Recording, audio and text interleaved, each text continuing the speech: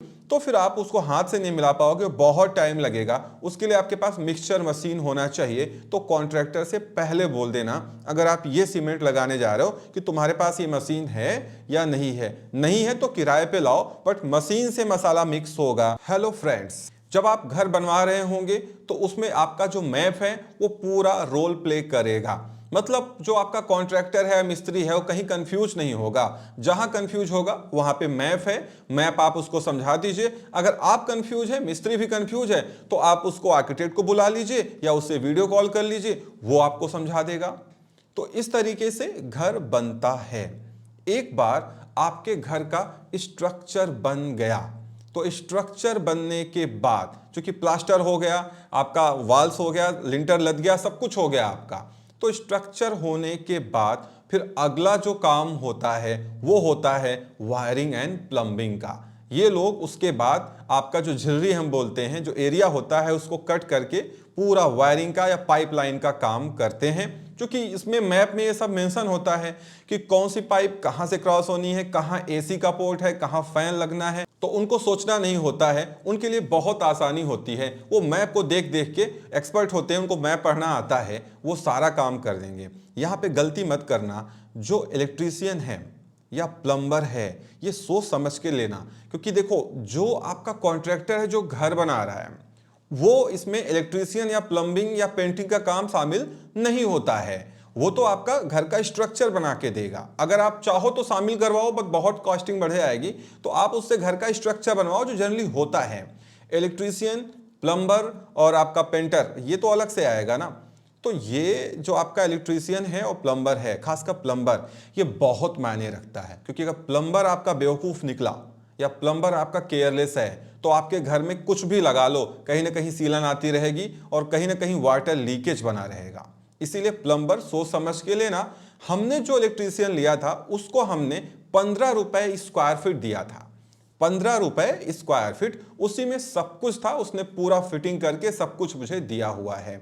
और हमने जो प्लम्बर लिया हुआ था, वो प्लम्बर भी जक्वार का प्लम्बर था, एक तरीके से काफी काम किया था उसने। तो वो पर बाथरूम आपके हिसाब से कॉन्ट्रैक्ट करते हैं या पर स्क्वायर फीट करते हैं। अगर आप पर बाथरूम उनको देने जाओगे तो लगभग 8 से 10 हजार रुपए आपको चार्ज कर लेंगे वो। इसीलिए प्लम्बर का अलग अलग रेट होता है। कुछ लोग पर स्क्वायर फीट के हिसाब से चलते हैं, कुछ लोग पर वॉशरूम और किचन के हिसाब से चलते हैं। तो ये आप सोच समझ लीजिएगा। प्लम्बिंग का कोई फिक्स रेट नहीं है, ये डिपेंड करता है कि प्लम्बर कितना एक्सपीरियंस्ड है और काम कितनी जल्दी आपको लेना है। बट प्लम्बर बहुत सोच समझ के हायर करिएगा। रही बात इलेक्ट्रीशियन की, तो उसको आपको वायरिंग पाइप देनी है और बाकी जो आपका इलेक्ट्रिसिटी का सामान है वो देना है। इसमें बिल्कुल कंप्रोमाइज़ नहीं करना, क्योंकि ये चीज़ें एक बार लगती हैं, बार बार तो लगेंगी नहीं। अच्छी क्वालिटी का लेना, कोशिश करना हैवेल्स की जो टॉप सीरीज हैं आप उनका लेना, जो मैंने लगवाया हुआ है। और रही बात प्लम्बर में, तो प्लम्बर के लिए भी आप अच्छी CPVC पाइप्स लेना, और एस्ट्रल हो गया, या आप अच्छी ब्रांड में चले जाओ। जो भी है, ये ब्रांड अच्छी लेना। चाहे वो CPVC पाइप हो, आप एस्ट्रल की ले सकते हो।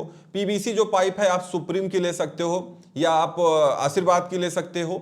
साथ में जो फिटिंग है ना, वो जक्वार की लेना।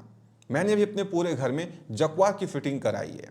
10 साल की गारंटी वारंटी, कुछ बोलना नहीं पड़ेगा। ऐसी साइन कोई आपको दे नहीं, बेशक कुछ पैसे ज़्यादा लगेंगे जक्वार में, बट जगुआर की लेना। और जगुआर पे जो MRP होता है उस पर कोई चीज़ नहीं बिकती है। MRP तो लिखा रहता है, NRP पे बिकती है, नेशनल रिटेल प्राइस पे बिकती है, जो कि MRP से काफ़ी कम होता है। और NRP पे भी अगर आप अच्छी बार्गेनिंग करोगे ना, तो 7 से 10% का भी डिस्काउंट और मिल जाता है आपको। तो इसलिए जब जगुआर आप खरीदने जा रहे हो, खासकर बाथ सीरीज, तो इस बात का ध्यान रखना कि NRP पे भी आपको 7 से 10% डिस्काउंट मिल जाएगा अगर आप अच्छे से बार्गेनिंग करते हो। बट मेरे हिसाब से आप जगुआर लगाना, उसका लुक, फील और उसकी क्वालिटी भाई कोई नहीं दे सकता है। मतलब ऐसी क्वालिटी मैंने तो आपको रिवील किया, मैंने तो आपको अपना वॉशरूम भी दिखाया है। मैंने वैनिटी लगाई है, क्योंकि वॉश बेसिन बहुत पुराना हो रहा है, हमने वैनिटी का यूज किया है। उस पर भी हमने जगुआर की टैप लगाई है, आप देख सकते हो, मैंने वो वीडियो बनाया हुआ था कि क्या उसका लुक एंड फील होता है। तो एक बार इलेक्ट्रिसिटी और प्लम्बिंग का काम हो गया ना, तो उसके बाद फिर आपके पेंटर का काम आता है, जो आपको ही हायर करना है। अब पेंटर के केस में क्या है ना, कि इनका भी अपना कॉन्ट्रैक्ट होता है। कुछ लोग पूरा घर घूम के, पूरा घर आपका राउंड करके बताएंगे हम इतना पैसा लेंगे, फिक्स चार्ज। कुछ लोग पर स्क्वायर फीट लेते हैं। अब अगर पर स्क्वायर फीट लेते हैं तो जो नॉर्मल रेट है लखनऊ में जो हमने देखा है, जो मैंने काम करवाया है, इसमें क्या है ना, जैसे एक कोट आपने पुट्टी कराया तो 2 रुपए स्क्वायर फीट, 2 कोट कराया तो 4 रुपए, उसके बाद आपने पेंटिंग कराया तो 2 रुपए स्क्वायर फीट, आपने पेंटिंग आउटर की कराई तो 3 रुपए स्क्वायर फीट, 2 कोट कराया तो 4 रुपए हो जाएंगे।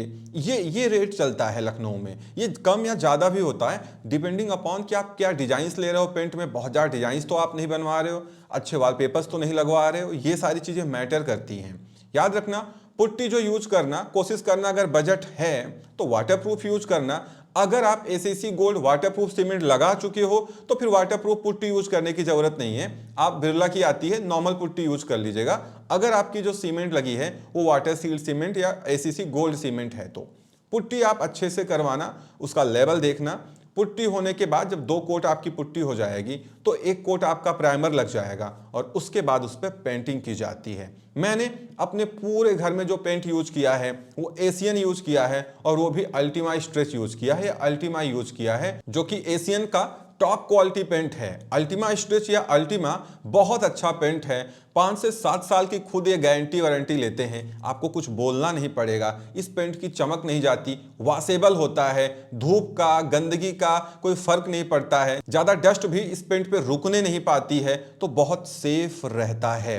अब यहाँ पे आप पेंटिंग पुट्टी करा रहे हैं, बट एक बात और ध्यान में रखिएगा, लोगों को कन्फ्यूजन होता है कि पहले नीचे टाइलिंग करवा लें या पेंटिंग का काम करवा लें। अब देखो यहाँ पे ऐसा है ना कि अगर आप पहले पेंटिंग करवा ले गए तो टाइलिंग करते समय सब गंदा हो जाएगा, दोबारा आपको करना पड़ेगा। तो पेंटिंग कराने से पहले आप टाइलिंग का काम कंप्लीट करा लीजिएगा। मैंने अपने पूरे घर में कजारिया के टाइल्स यूज किए हैं, बेशक थोड़ा बेंडिंग की प्रॉब्लम है कजारिया में, वो मैंने भी फील किया, मेरे घर में भी है। आप जॉनसन का यूज कर सकते हो, मैंने तो खैर कजारिया लगाया था। अंदर हमने ग्लॉसी यूज किया है और बाहर हमने मैट फिनिश का टाइल यूज किया है, क्योंकि बाहर क्या है, धूप है, पानी है, अगर ग्लॉसी यूज करोगे थोड़ा पानी गिरा फिसल के गिर जाओगे, थोड़ा डस्ट आई तो फिसल जाओगे, इसीलिए बाहर मैट यूज किया है और अंदर हमने कजारिया ग्लॉसी टाइल्स यूज किया हुआ है। तो टाइलिंग हो जाए ना तो ही आप फाइनल पेंट या पुट्टी कराइएगा। एक कोट पुट्टी आप पहले करा लीजिए, कोई बात नहीं, बट टाइलिंग के बाद ही ना फाइनल पेंट कराना तभी बेहतर रहेगा। और जिस समय फाइनल पेंट कराना उस समय उस टाइल के ऊपर पॉलिथीन जो पतली वाली आती हैं वो बिछा देना। उसके चक्कर मत रहना कि पेंटर वाला कहने भैया हम साफ करके देंगे, नहीं, वो साफ तो कर देंगे लेकिन वो बहुत स्क्रैच लगा देंगे आपके टाइल्स में। इसीलिए आप वो जो पॉली है, थोड़ा पैसा ज्यादा लगता है पर उसको पूरा बिछवा देना, ठीक है। उससे क्या होगा, जो कुछ गिरेगा ना वो उसी के ऊपर गिरेगा। अब यहां पे एक बात और है कि जब आप पेंटिंग या पुट्टी करा रहे होंगे तो उसके जस्ट पहले लोग पीओपी कराते हैं, जिसको कराना होता है। बहुत लोग प्लेन रखते हैं तो उसमें भी प्लेन उनको पनिंग कराना होता है। तो ये जो पीओपी वाला कॉन्सेप्ट है ना, ये पेंटिंग के जस्ट पहले होता है। मतलब जब आपकी वायरिंग या प्लम्बिंग हो गई है उसके बाद अगर आपको फॉल सीलिंग करानी है या आपको प्लस माइनस कराना है या सिंपली आपको पनिंग ही कराना है तो पीओपी पहले करा लेना पेंटिंग के या पुट्टी के, क्योंकि पीओपी गिरती बहुत है, गंदगी बहुत होती है। और पीओपी करा के ही ना टाइलिंग कराना, बात समझ रहे हो ना, पीओपी करा के ही नीचे फर्श पे टाइल लगाना देन पेंटिंग कराना, ये बेहतर सीक्वेंस रहेगा। ये आगे पीछे लोग कर लेते हैं बट ये बेहतर सीक्वेंस है कि आप पीओपी करा लो। पीओपी गिरती बहुत है, नीचे बहुत गंदगी होती है, उसको उसके बाद साफ करा करके, लाल गिट्टी हो गया, नीचे आपका 2 से 3 इंच का पीसीसी होगा। बहुत लोग पीसीसी नहीं नीचे करवाते हैं, जरूर करवाइएगा, उससे आपका फर्श सेटल नहीं होगा। देन आप उस पर टाइलिंग करवाइएगा।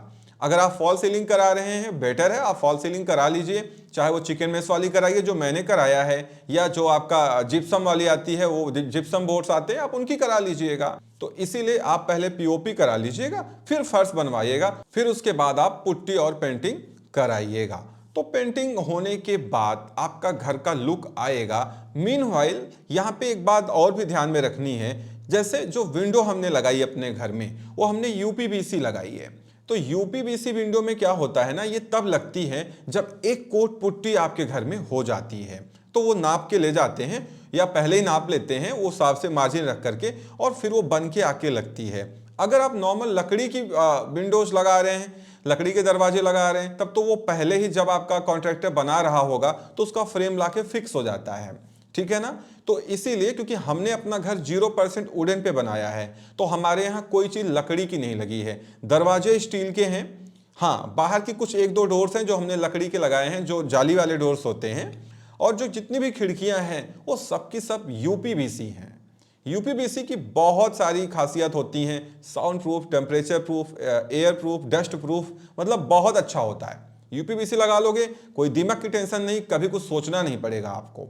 तो यूपीवीसी विंडो हमने लगाई है 8 mm, इसमें सैंट गोबिन का टफन ग्लास लगा हुआ है जो कि काफी मजबूत होता है। और उसके साथ में आप रेलिंग किसकी लगवा रहे हैं, अगर आप स्टील की लगवा रहे हैं तो 304 गेट यूज करें, और अगर आप मॉडर्न लगवा रहे हैं, ग्लास के साथ में जा रहे हैं, तो 12 mm टफन ग्लास यूज करें। मेरी जो ममटी है उसमें लगभग 30 फीट का हमने टफन ग्लास लगाया जो कि 12 mm है सैंट गोबिन का।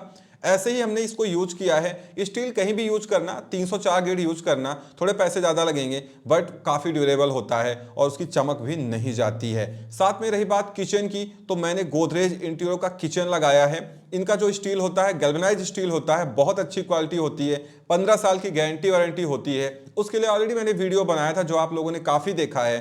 तो किचन हमारे यहाँ गोदरेज इंटीरियर ने लगा के दिया है। हमारे यहाँ वार्डरोब भी गोदरेज ने ही लगाया हुआ है, बहुत अच्छा होता है, लकड़ी से लाख गुना बेहतर है। वो दीमक हो, सीलन हो, कुछ भी नहीं आने पाता है। तो इस तरीके से पूरा एक घर का फॉर्मेशन होता है। एक बार आपका पेंटिंग वगैरह सब कुछ हो गया, अब आप आना चाहते हैं, उसके जस्ट पहले आपको अपनी फाइनल फिटिंग करानी होती है टैप की या वॉश बेसन की, क्योंकि पेंटिंग के पहले करा लोगे तो सब बेकार, सब गंदा हो जाएगा। तो पेंटिंग के बाद फाइनल टच में इसकी फिटिंग कराई जाती है। और देन कुछ लाइट्स वगैरह अपना जो भी आपको लगाना है वो करा लो। उसके बाद अगर आपको इंटीरियर कराना है तो फिर आपका फर्नीचर वगैरह जो कुछ है वो तो चलता रहता है। तो इस तरीके से घर बनता है। इसमें क्या है, जब मैंने घर बनवाया तो मेरा लमसम जो बजट गया वो 1.5 करोड़ रुपए गया। तो अगर आप विदाउट मटेरियल घर बनवा रहे हो तो पर स्क्वायर फीट एक अच्छी क्वालिटी का घर, मॉडर्न टाइप का घर जहां पे स्टील है, सैंट गोबिन के ग्लासेज हैं, यूपीवीसी विंडो है, चकवार की फिटिंग है, ये सब अगर आप कराओगे ना तो आपका लमसम 1600 से 1700 रुपए पर स्क्वायर फीट लगेगा। और अगर आप इंटीरियर डेकोर भी करा रहे हो, साथ में फर्नीचर भी पूरा आप खुद बनवा रहे हो, तो ये 2100 से 2200 रुपए स्क्वायर फीट चला जाता है। इसमें थोड़ा कंप्रोमाइज कर लोगे तो 2000 स्क्वायर फीट तक हो जाएगा। ये रियल अमाउंट है।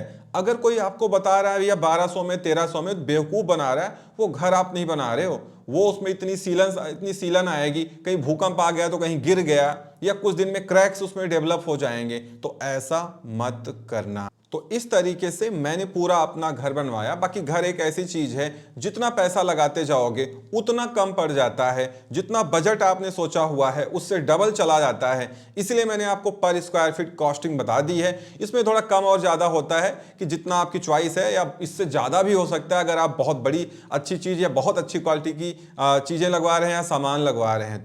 तो इस तरीके से हमने अपना पूरा घर बनाया है। आप भी बनवा सकते हो। आई होप ये वीडियो आपके लिए बहुत हेल्पफुल रही होगी। अगर वीडियो पसंद आई है तो वीडियो को लाइक और शेयर जरूर कर देना। फिर मिलते हैं अगली वीडियो में। Thank you so much for watching.